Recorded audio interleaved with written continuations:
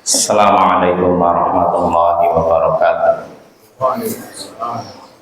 Alhamdulillah wassalatu wassalamu ala Rasulillah wa ala alihi wa sahbihi wa man wala. Amma ba'd. Ayyuhal ikhwan wal akhwat, a'azzani wa a'azzakumullah. Saudara-saudari yang semoga dimuliakan oleh Allah, kita bertemu kembali di malam Senin untuk mengkaji kitab Tauhid alladzi huwa haqqullahi 'alal 'abid, karya Syekhul Islam Mujaddidud Da'wah Muhammad bin Abdul Wahhab bin Sulaiman At-Tamimi rahimahullahu ta'ala. Ya, pada pertemuan sebelumnya kita sudah menyelesaikan bab maja'a fi munkiril qadar, bab keterangan tentang orang-orang yang mengingkari takdir. Ya, kita sudah bahas apa hukumnya, dan saja hukumnya haram ya mengingkari takdir, karena itu mengingkari salah satu rukun iman, sehingga orang yang melakukannya sudah membatalkan imannya. Nah, ini pembahasan pada pertemuan sebelumnya. Dan sekarang kita membahas bab baru, babu maja'a fil musawwirin, bab keterangan tentang para penggambar, tentang para perupa, orang yang membuat gambar. Nah, di sini ada keterangan dari Syekh Abdurrahman bin Nasir As-Sa'di terkait bab ini. Kata beliau, hadza min furu'il babis sabiq annahu la yahillu an yaj'ala lillahi niddan fin niyyat wal aqwal wal af'al. Ini bab yang sekarang kita bahas ini termasuk cabang dari bab sebelumnya, yang sebelum-sebelumnya, yaitu tidak boleh atau tidak halal membuat tandingan bagi Allah, baik dalam hal niat, perkataan maupun perbuatan. Tidak boleh membuat tandingan bagi Allah. Tandingan itu apa? Di sini kata Imam As-Sa'di, wal musyabih walau biwajhin ba'id, yaitu yang menyerupai Allah walaupun dengan sisi yang jauh. Maksudnya ada unsur ingin menandingi, menyerupai Allah. Fattikhadus suwaril hayawaniyah tushbihu bi khalqillah, membuat gambar-gambar hidup bernyawa itu menyerupai ciptaan Allah. Nah, itu wa kadhibun wa kadhibun 'alal khilqatil ilahiyah, dan itu sama saja berdusta atas penciptaan ilahi, wa tamwihun wa tazwir, dan itu juga penipuan dan kedustaan. Falidzalika zajara syari'u anhu, karena itu syariat Allah memperingatkan atau Nabi memperingatkan tentang demikian, mewanti-wanti tentang demikian. Ya, artinya di sini bab tentang para penggambar. Kenapa disebut para penggambar? Karena ini ada hubungannya dengan masalah tauhid. Kita semua meyakini yang bisa menciptakan hanyalah Allah, yang bisa memberikan rezeki hanya Allah, yang menguasai alam semesta pada hakikatnya hanya Allah, yang mengatur alam semesta adalah Allah. Kita yakin semua itu. Nah, namun keyakinan kita ini harus diwujudkan dalam tindakan nyata. Di antara apa? Meninggalkan segala perbuatan yang seakan-akan menyekutukan Allah dalam hal demikian. Contohnya apa? Seperti membuat gambar. Gambar seperti apa? Gambar bernyawa. Orang yang membuat gambar makhluk bernyawa, ini ada unsur menandingi Allah. Makanya ini dibahas oleh Syekh. Ada hubungan dengan masalah tauhid. Jadi bukan masalah biasa Bapak ya. Ini ada hubungan dengan masalah tauhid. Dan tentu saja nanti kalau kita baca hadis-hadisnya ancamannya berat bagi orang-orang yang suka membuat gambar. Gambar seperti apa? Nanti akan kita bahas. Ya, kita langsung baca hadisnya yang disebutkan oleh Syekh Muhammad bin Abdul Wahab. Berkata Syekh Muhammad bin Abdul Wahab rahimahullah, an Abi Hurairah radhiyallahu anhu qala Rasulullah sallallahu alaihi wasallam qala Allah ta'ala wa man aqlamu mimman dhahaba yakhluqu ka khalqi falyakhluqu dzarratan aw liyakhluqu habbatan aw liyakhluqu sya'iratan. Akhraja. Dari Abu Hurairah, semoga Allah meridhoinya, ia berkata, Rasulullah sallallahu alaihi wasallam bersabda, Allah yang Maha Tinggi berfirman, siapakah yang lebih zalim daripada orang yang berusaha menciptakan seperti ciptaanku? Hendaknya mereka menciptakan semut atau sebutir biji atau hendaknya mereka menciptakan sebutir gandum. Hadis ini dikeluarkan oleh Imam Bukhari dan Muslim. Nah ini ya, kita bahas dari Abu Hurairah. Dia berkata Rasulullah sallallahu alaihi wasallam bersabda, Allah yang Maha Tinggi berfirman. Ini namanya berarti apa? Hadis qudsi, ya, hadis yang disebutkan firman Allah yang tidak disebutkan dalam Al-Qur'an tapi disebutkan dalam hadis. Ya. Dan perbedaan hadis qudsi sama Al-Qur'an ya mungkin kita sudah pernah bahas. Kalau Al-Qur'an bisa dibaca dalam sholat, tapi kalau hadis qudsi tidak bisa, ya. Maka kalau ada orang baca ini hadis qudsi ini ketika sholat bisa batal sholatnya. Soalnya udah baca Al-Fatihah, ghairil maghdubi 'alaihim waladdallin, amin. Wa man aqlamu mimman dhahaba, ini bisa batal. Jadi jangan dibaca Bapak ya. Walaupun ini firman Allah, tapi ini tidak ada dalam Al-Qur'an. Tuh diantara perbedaannya, dan perbedaan lain ada juga disebut para ulama. Contohnya kalau membaca Al-Quran dimulai dengan apa? A'udzu billahi minasyaitonir rajim. Tapi kalau hadis qudsi tak perlu, langsung aja baca apa ya. Dan masih ada lagi perbedaan antara Al-Quran dengan hadis qudsi. Kita nggak bahas itu. Ya kita kembali, Allah yang Maha Tinggi, Allah Ta'ala berfirman, siapakah yang lebih zalim daripada orang yang berusaha menciptakan seperti ciptaanku? Berusaha membuat ciptaan seperti ciptaanku. Siapakah yang lebih zalim? Di sini Allah bertanya, tapi tujuannya apa? Butuh jawaban. Nah, ini mengingkari. Maksudnya apa? Tidak ada yang lebih zalim daripada orang yang berusaha menciptakan seperti ciptaanku, gitu maksudnya gitu. Maksudnya apa? Allah katakan, siapakah yang lebih zalim daripada orang yang berusaha menciptakan seperti ciptaanku? Hendaknya mereka menciptakan semut, seekor semut, atau hendaknya mereka menciptakan sebutir biji, atau hendaknya mereka menciptakan sebutir gandum.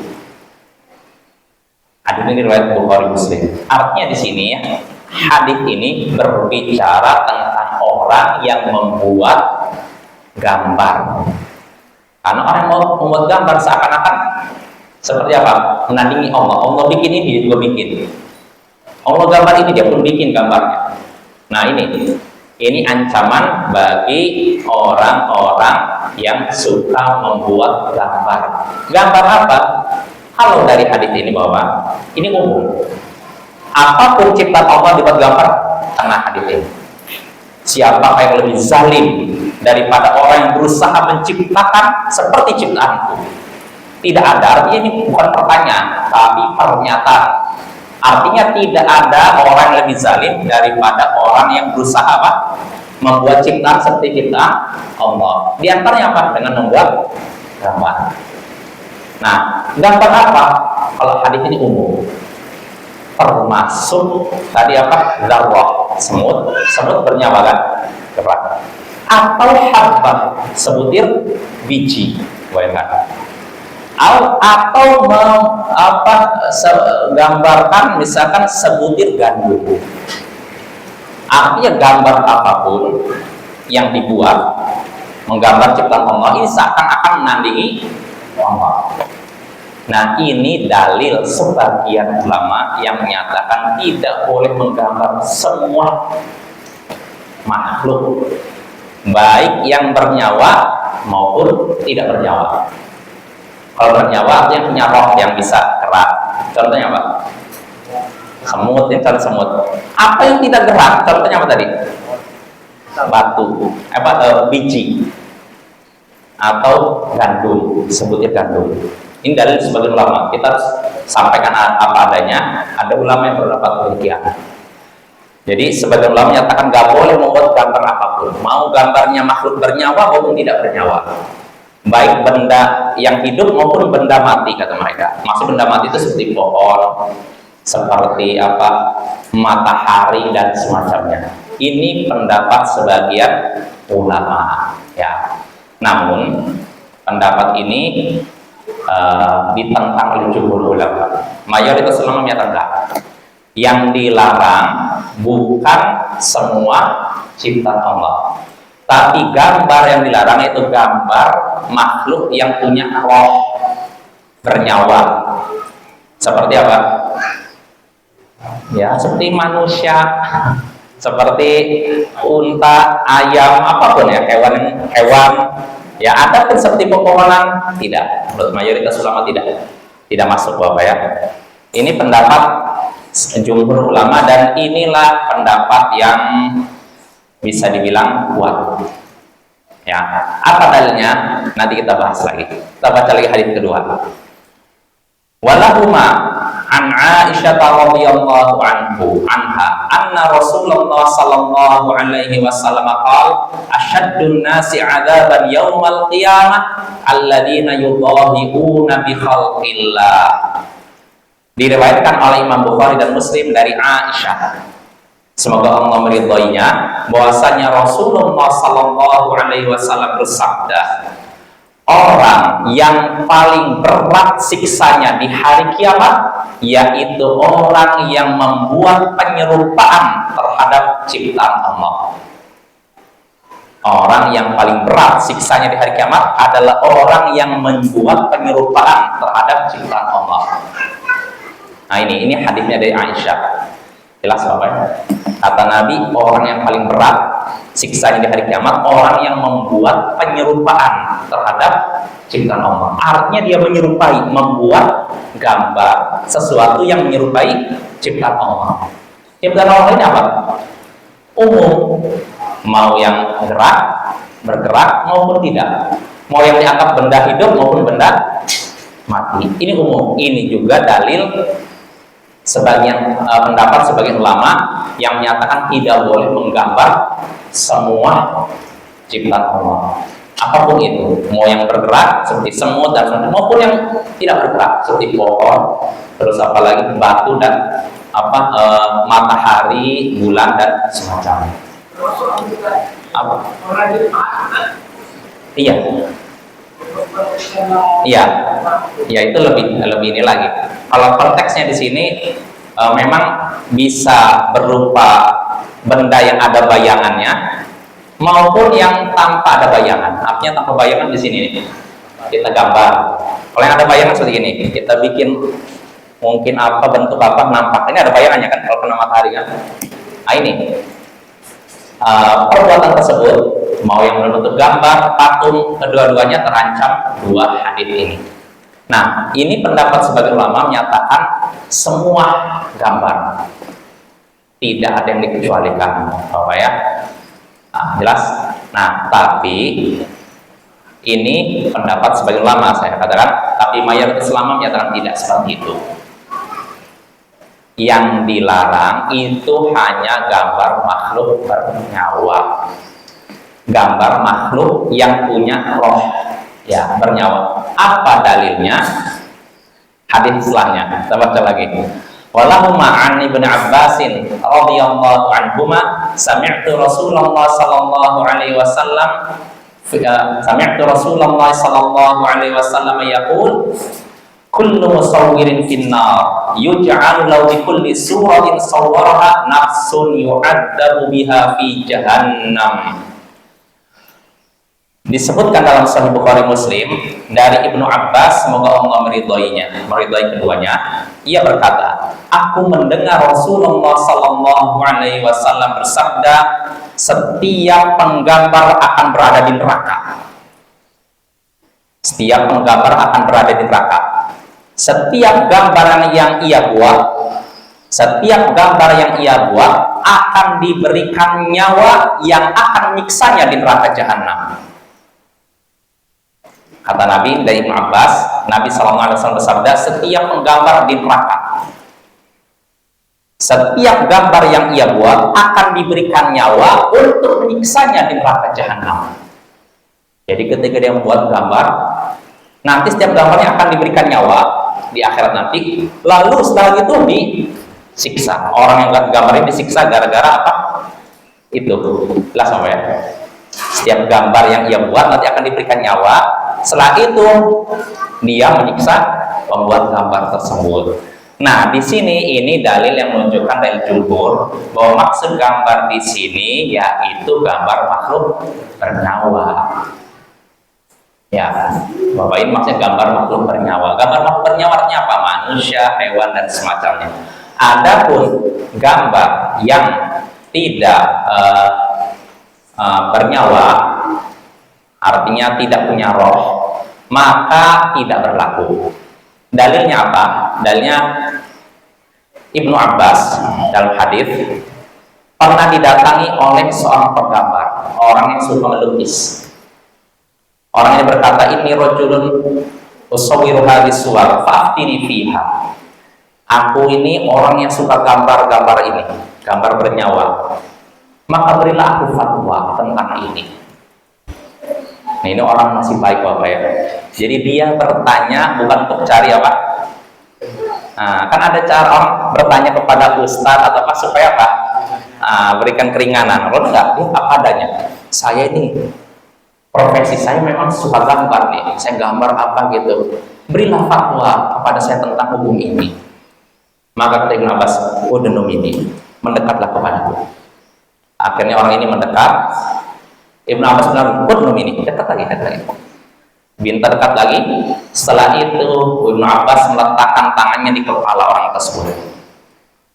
Unabbi'uka bima sami'tu min Rasulillah sallallahu alaihi wasallam. Aku akan mengabarkan kepadamu apa yang aku dengar dari Rasulullah sallallahu alaihi wasallam. Aku akan mengabarkan kepadamu apa yang aku dengar dari Rasulullah sallallahu alaihi wasallam. Artinya apa? Hadis. Sami'tu Rasulullah sallallahu alaihi wasallam yaqul, aku mendengar Rasulullah sallallahu alaihi wasallam bersabda, hadis ini disebutkan. Setiap penggambar akan di neraka. Setiap gambar yang ia buat akan diberikan nyawa, lalu akan menyiksanya di neraka jahanam. Nah, lalu Ibnu Abbas telah menyatakan demikian. Ini kan penggambar, profesinya itu, dia dapat makan dari itu. Gimana nih? Lalu kata Ibnu Abbas kata apa? Faitun talabudda fa'ilan fasna'i syajar wa mala nafsal. Kalau memang engkau mesti menggambar, karena memang profesinya menggambar, maka buat saja pohon-pohonan dan apa yang tidak bernyawa. Artinya apa? Pohon, mungkin batu, gunung dan semacamnya. Ini menunjukkan yang benar, gambar yang terlarang itu bukan semua gambar, bukan semua makhluk, tapi makhluk yang bernyawa. Jelas Bapak ya? Kalau yang gambar yang kayak dinosaurus kan bernyawa. Dinosaurus. Nah, ini ada pertanyaan nih. Kalau dinosaurus bagaimana? Dinosaurus kan bernyawa nggak? Bernyawa. Nah, tidak nyata. Ya. Jadi gini Bapak, timbul pertanyaan. Gimana nih? Katanya gambar makhluk bernyawa terlarang. Bahkan disebutkan dalam 3 hadis. Ancamannya berat. Pertama, siapa yang lebih zalim daripada orang yang melakukan itu? Artinya perbuatan orang tersebut sangat zalim. Tidak ada yang lebih zalim dari orang tersebut yang suka gambarkan. Yang kedua, orang yang paling berat siksanya di hari kiamat, orang yang lihat tuh, udah ancamannya berat. Pertama, sangat zalim. Kedua, siksanya paling berat. Yang ketiga, kata Nabi, semua penggambar di neraka. Oh, ini lebih tegas lagi. Lalu setiap gambar yang ia buat akan Allah beri nyawa, lalu akan menyiksanya di neraka jahanam. Ini harusnya bikin kita merinding, hari juga kita lewat gambar, nanti gambarnya Allah tiup roh, lalu nyiksa kita, bayangkan. Nah, timbul pertanyaan, terus bagaimana, apakah semua gambar makhluk bernyawa? Kalau dari lahiriah hadis, ya gambar bernyawa apapun itu, mau nyata maupun tidak nyata. Kalau nyatanya apa ya? Kita lihat misalkan kuda kan ada kepala, ada kaki, kakinya 4 kan? Atau manusia, tangan 2, kaki 2, kepala di atas, ya kan? Nah, ini jelas. Terus kalau yang tidak nyata, misalkan apa? Manusia punya tanduk, misalkan, atau seperti contohnya kalau yang saya pernah lihat, burung kepalanya kecil, badannya besar sekali, atau kan badannya kecil, kepalanya besar. Kan biasanya film kartun kayak gitu kan, ya nggak? Kan ada yang kayak gitu kan, badannya kecil, kepalanya besar. Di dunia nyata ada nggak kayak gitu? Nggak ada. Ya, ini bagaimana statusnya? Sebagian ulama menyatakan kalau itu tidak ada di dunia nyata, maka boleh diberikan keringanan. Gambar-gambar yang nggak ada di dunia nyata, cuma apa istilahnya, hayalan seseorang. Ini sebagian ulama ya Pak. Tapi pendapat sebagian ulama lain, dan ini yang benar, mutlak. Mau nyata, hayalan nggak boleh. Kalau selama itu gambar bernyawa.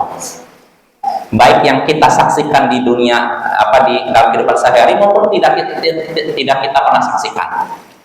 Dalilnya apa?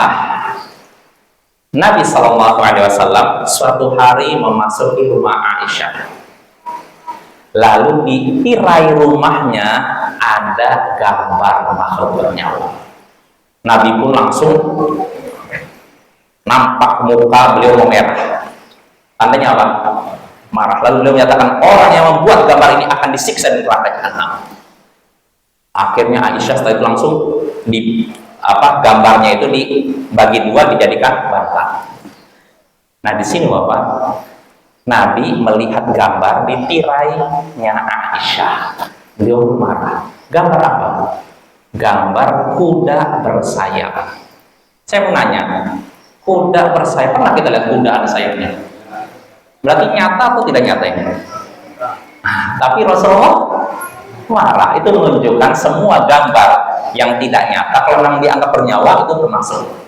Tidak boleh kita menggambarnya atau menyimpannya, kecuali kata para ulama kalau dihinakan.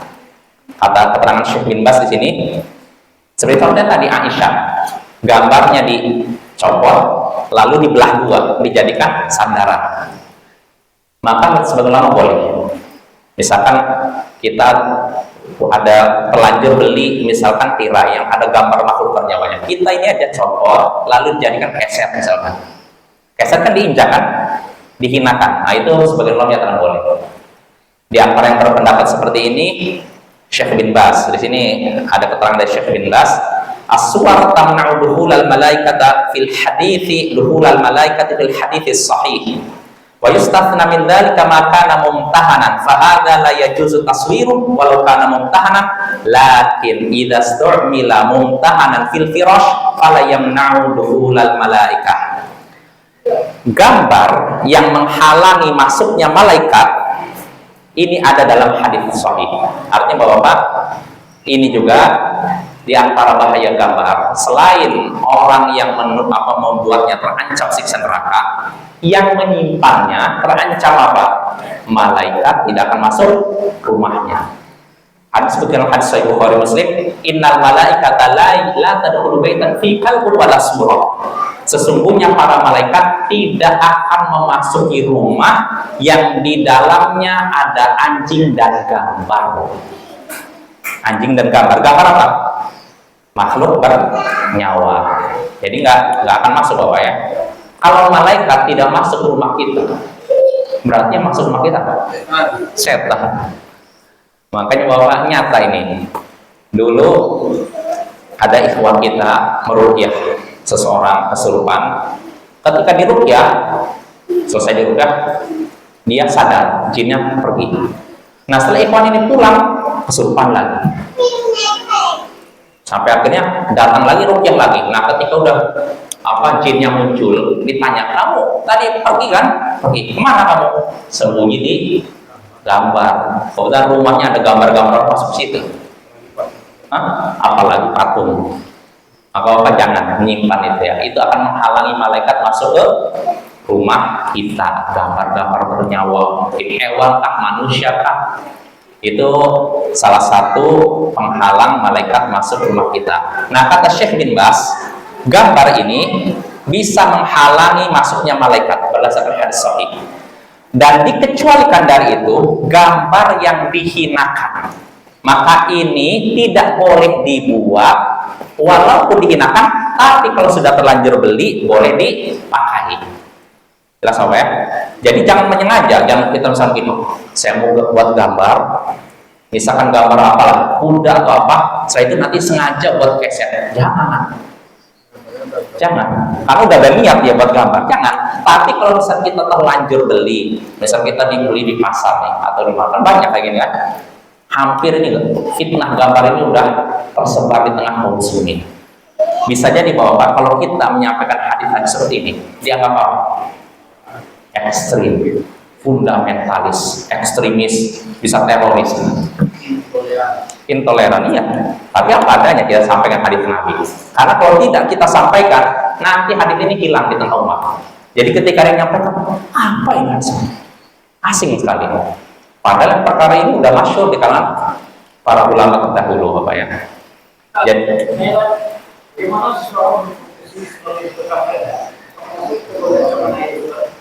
fotografer apa ya? Fotografer, para ulama beda pendapat apakah foto sama seperti gambar. Ini perlu kita ketahui, beda pendapat Pak. Kalau gambar ya, jadi gini, saya perlu sampaikan juga, gambar makhluk bernyawa ya. Ini bukan gambar, kita bahas dulu patung. Patung, para ulama sepakat hukumnya haram membuat patung. Nggak ada perbedaan pendapat di antara ulama. Patung, pokoknya gambar yang punya apa? Bayangan, itu kan patung namanya kan. Nah, ini sepakat para ulama haram, nggak boleh kita buat. Nah, ada pun gambar makhluk bernyawa yang tidak berupa diukir tapi digambar di sini. Jumhur ulama, mayoritas ulama berpendapat haram. Sebagian ulama Malikiyah berpendapat boleh, tapi di pendapat yang sangat lemah. Yang benar, gambar makhluk bernyawa haram. Pelakunya terancam siksa neraka jahanam. Ini gambar makhluk bernyawa. Nah, terus timbul pertanyaan, bagaimana dengan foto? Nah, ini juga permasalahan kontemporer.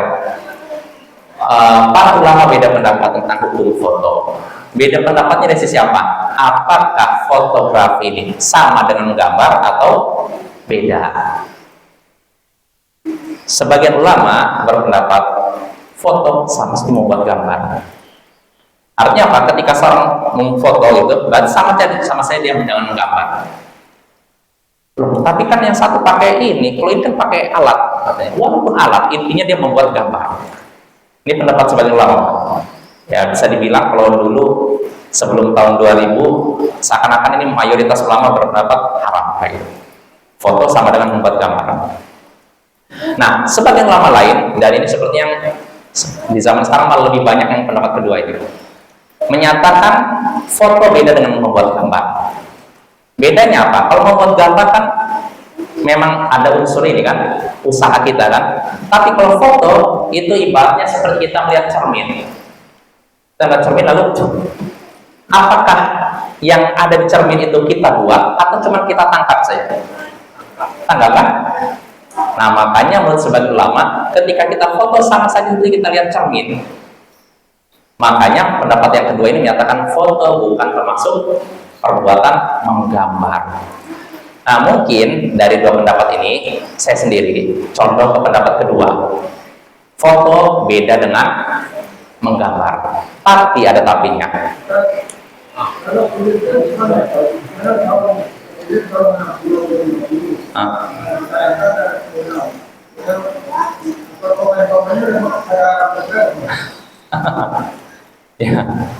Ya itu video sama foto mirip Pak. Kalau misalkan ulama yang menyatakan foto itu haram karena dianggap membuat gambar bernyawa, berarti otomatis video pun pada hakikatnya haram. Karena video itu sebenarnya kan foto tapi kan banyak kayak gitu kan. Ya ini. Makanya yang agak janggal itu pendapat sebagian ulama menyatakan kalau foto haram, kalau video boleh. Ada pendapat, tapi memang ini pendapat beberapa ulama besar ya. Jadi kata mereka foto haram, tapi kalau video boleh, kan video itu tergerak katanya. Ya padahal sebenarnya video itu foto yang terkumpul banyak sebenarnya. Nah makanya sekali lagi pendapat yang kuat, foto dan video bukan gambar, bukan membuat gambar makhluk bernyawa. Jadi beda hukumnya antara membuat foto dan video dengan membuat gambar makhluk bernyawa. Terus bagaimana hukumnya? Maka hukumnya tergantung niat. Kalau seorang membuat foto tujuannya untuk maksiat, berarti hukumnya apa? Haram. Tapi kalau tujuannya untuk perkara yang dibutuhkan, ya berarti diperbolehkan. Mubah diperbolehkan. Terus bagaimana foto untuk tujuan kenang-kenangan? Nah ini yang jadi masalah juga. Syekh Muhammad bin Shalih Al-Utsaimin, beliau berpendapat membuat foto beda dengan gambar. Beda dengan membuat gambar bernyawa. Tapi walaupun begitu, beliau tidak menyarankan kita foto untuk kenang-kenangan. Sebagai bentuk apa? Kehati-hatian. Karena ada ulama yang menyatakan membuat foto sama dengan menggambar.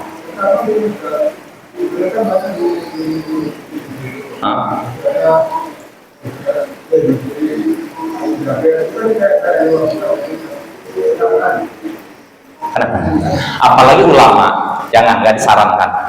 Karena itu jadi sarana syirik di kemudian hari.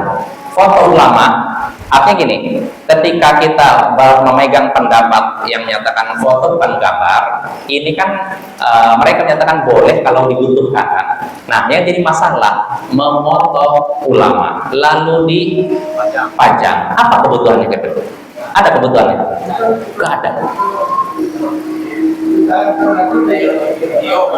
Oh, di video. Oh iya, intinya Pak, kalau misalkan dibutuhkan ya nggak masalah. Tapi kalau nggak dibutuhkan, dipajang aja jangan. Karena itu bisa jadi sarana menuju syirik. Karena sebagian orang awam kalau pertama mungkin niatnya baik, saya betul mengenang ulama ini, dia ini dulu punya jasa, dulu dialah yang mendakwah di sini. Pertama itu niatnya baik, tapi setan tidak tinggal diam. Ketika kebodohan makin merajalela, nanti orang yang lihat, ini bapak saya naruh foto Buya ini. Mungkin karena kalau ditaruh di sini, apa? Kita jauh dari kesialan. Nah, udah gini udah menyimpang. Dan ujung-ujungnya nanti jadikan sarana syirik.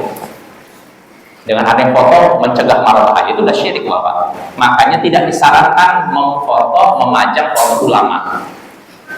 Itu lebih parah dibandingkan memajang foto orang fasik. Kalau orang fasik kalau tahu, oh ini orang fasik ini, orang nggak beres nih, dipajang ngapain pajang ya gitu kan.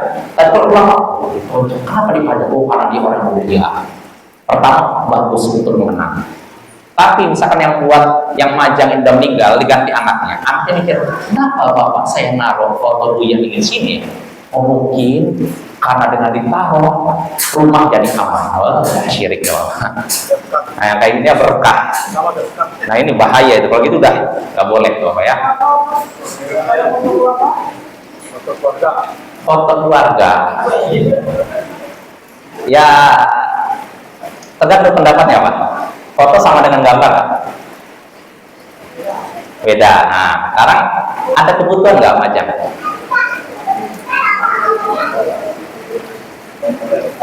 Kalau ada kebutuhan nggak masalah, kalau nggak ada kebutuhan jangan. Nggak ada kan? Saya pribadi, saya lagi sejak saya udah mulai ngaji sampai sekarang nggak pernah naruh foto. Yang ada cuma KTP di sini saya. Nggak ada di rumah saya, nggak ada foto ini, nggak ada. Hah? Oh, apalagi boneka. Kecuali kalau boneka yang bagian kepalanya tidak terlalu nampak. Seperti Aisyah, dulu kan boneka, tapi kepalanya nggak seperti kepala manusia. Nanti akan kita bahas bahwa gambar makhluk bernyawa diperbolehkan kalau kepalanya dihilangkan. Karena Nabi pernah menyatakan as-suratul ras, gambar bernyawa itu kepala, intinya kepala. Fa idza qudi'a ras fala surah. Kalau kepalanya sudah dicopot, maka sudah tidak dianggap makhluk bernyawa, tidak dianggap gambar makhluk bernyawa. Artinya gini, kalau misalkan kita lihat ada gambar kuda di sini nih, misalkan, maka pada lagi kuda, kita hilangkan saja kepalanya. Dengan itu tidak dianggap makhluk bernyawa. Atau ada gambar manusia, hilangkan saja kepalanya. Dengan itu sudah tidak dianggap gambar makhluk bernyawa. Album. Kira-kira ada kebutuhan nggak? Kayak gitu. Ya pokoknya intinya kita aja membuat foto, menaruh foto. Kalau memang ada kebutuhan, ya mudah-mudahan nggak masalah. Tapi kalau nggak ada kebutuhan jangan. Hah? Ya, kalau ada kebutuhan silakan. Ya contohnya gini lah, kayak misalkan negara di institusi, kantor atau apapun, kadang kan butuh arsip kan. Mungkin ada dokumentasi foto, mungkin pegawai yang nggak masalah insya Allah. Tapi kalau yang nggak dibutuhkan cuma foto selfie gini-gini aja, aduh nggak usah. Apalagi selfie-nya ketika ibadah pula.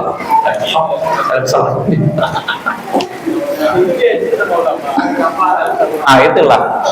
Dia nggak doa tapi foto selfie gitu loh. Dulu bapak-bapak ini sekedar apa faedah ya. Dulu mungkin bagi bapak yang pernah naik haji tahun 90-an, entah kalau sekarang ya. Biasanya apa askar tentara yang menjaga Masjidil Haram itu akan razia foto. Dulu kan belum ada HP foto. Jadi kalau ketahuan siapa yang foto langsung disita. Karena dulu para ulama sedang tegas. Ulama di Arab Saudi tegas bahwa foto termasuk membuat gambar.